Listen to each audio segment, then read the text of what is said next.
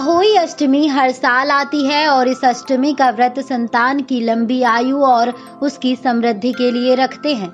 दरअसल यह व्रत कार्तिक मास में रखा जाता है और इस बार इसे 8 नवंबर 2020 यानी कि आज है। दरअसल इस व्रत को कार्तिक कृष्ण अष्टमी व्रत भी कहा जाता है। ऐसा माना जाता है कि अहोई अष्टमी का व्रत करने से अहोई माता प्रसन्न होकर बच्चों की सलामती का आशीर्वाद देती हैं। वैसे इस व्रत में अहोई माता के साथ भगवान शिव और माता पार्वती की पूजा करते हैं। वैसे इस दिन माताएं निर्जला व्रत रखकर तारों को देखती हैं और फिर व्रत खोलती हैं। चलिए बताते हैं अहोई अष्टमी की कथा क्या है। अहोई माता की कथा।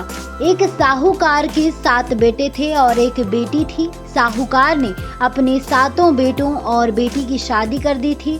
अब उसके घर में 7 बेटों के साथ 7 बहुएं भी थी।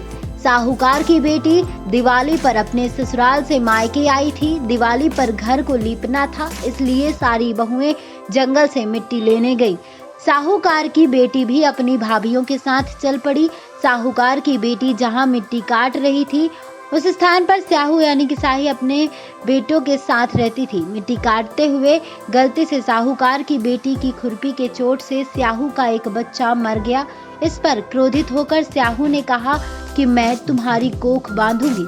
स्याहू के वचन सुनकर साहूकार की बेटी अपनी 7 भाइयों से एक-एक कर विनती करती है कि वह उसके बदले अपनी कोख बंधवा ले। सबसे छोटी भाभी ननंद के बदले अपनी कोख बंधवाने के लिए तैयार हो जाती है। इसके बाद छोटी भाभी के जो भी बच्चे होते हैं वे 7 दिन में मर जाते हैं।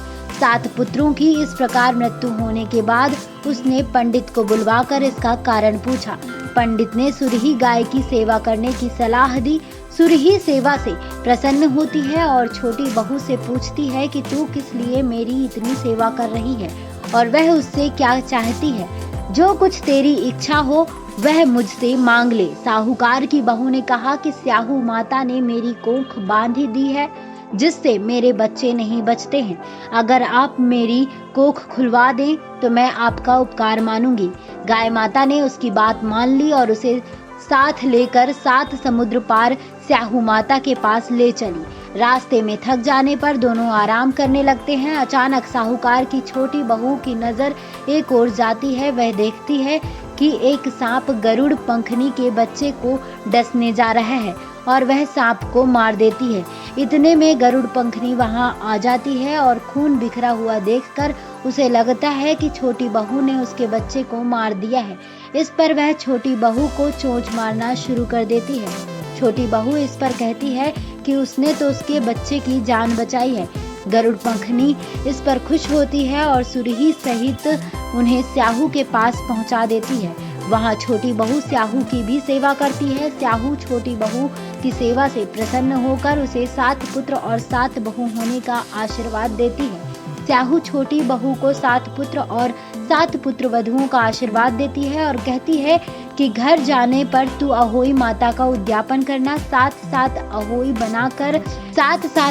बनाकर 7 कड़ाही देना। उसने घर लौटकर देखा तो उसके 7 बेटे और 7 बहुएं बेटी हुई मिली। वह खुशी के मारे भाव विभोर हो गई।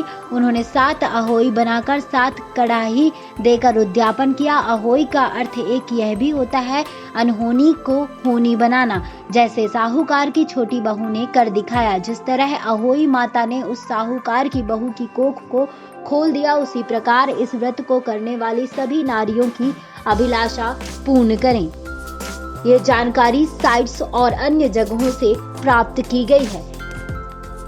नेक्स्ट 9 स्पिरिचुअल से श्रुति की रिपोर्ट।